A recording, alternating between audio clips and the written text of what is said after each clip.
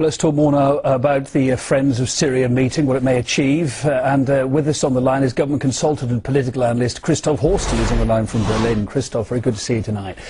Mounting reports that foreign military intervention could follow today's gathering. How likely do you think that is?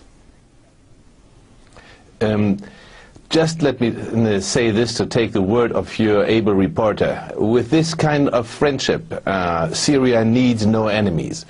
It is very clear that what happens in Syria today is breaking any law, any international charter, the Charter of the United Nations. There's gross interference.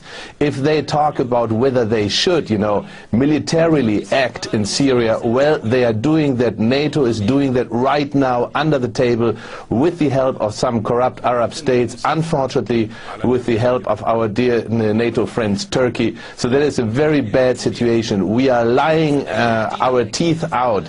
We are telling the people we are not engaged in military action, but in fact we are doing that, we are guiding them. There's a German spy vessel off the Syrian Mediterranean coast, and they found turrets of a Syrian warship pointed directly into their face because they were, as the Syrians say, guiding German forces on the ground. Secret forces, of course, but they are killing anyway, and that is the situation.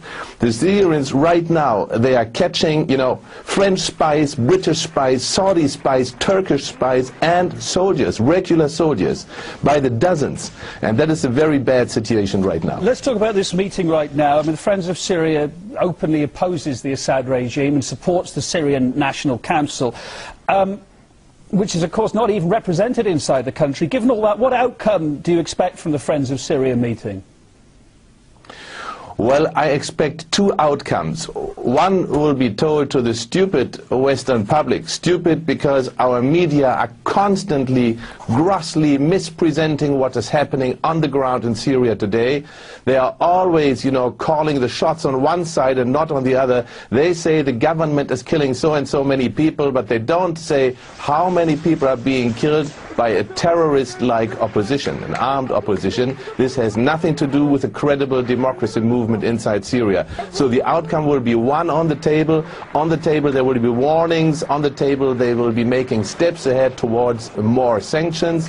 Of course they will need, Russian and Chinese support. I'm very happy to hear, as ashamed as I am as a German, that we are taking part in this bad policy towards Syria. I'm happy that Russia and China are not taking part in this very ugly conference, and let me say, they will be making advances, but under the table they will reassure themselves that the secret war going on against Syria, which is not so secret in fact to anybody watching closely and watching objectively, that this is going to be reinforced, but that will be under the table and not discussed openly. We're expected to hear tonight after this conference, Christoph, that they're going to recognise the exiled opposition as the legitimate representative of Syrians seeking peaceful democratic change. But do they really represent the feelings of the majority of Syrians? Yeah, that's another one of these dirty jokes. In fact, what we face here is some kind of, prefabricated agenda.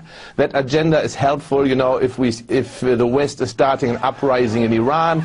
It is helpful if they start uprisings all over the Arab world and in Northern Africa and Libya, for example, where the CIA started it from scratch, from zero. Yeah, there was no such uprising against Gaddafi, and then they, further it with international lies and Western media propaganda, and now they are trying the same agenda on Syria. But as we notice, everybody in the world who is watching closely notices that this kind of agenda simply doesn't work here. The New York Times just yesterday has made headlines saying this opposition in Syria is so badly disunited.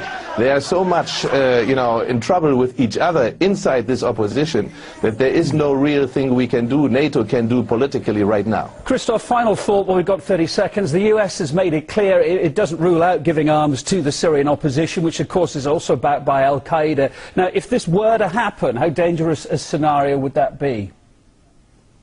Well, I tell you, this is happening right now. They are lying all the time. So, and we have proved to that the Syrian officials, the army, they are capturing these weapons. They are showing them to people who are interested in watching them. So this is happening. We are facing lies. We should no longer tolerate these lies and make sure that NATO right now is creating a rift between decent people in this world and the undecent policies, present policies of NATO. I am personally, I'm sorry to say, that I'm ashamed of. Well, thank you for your thoughts and thank you for taking the time to be on the programme.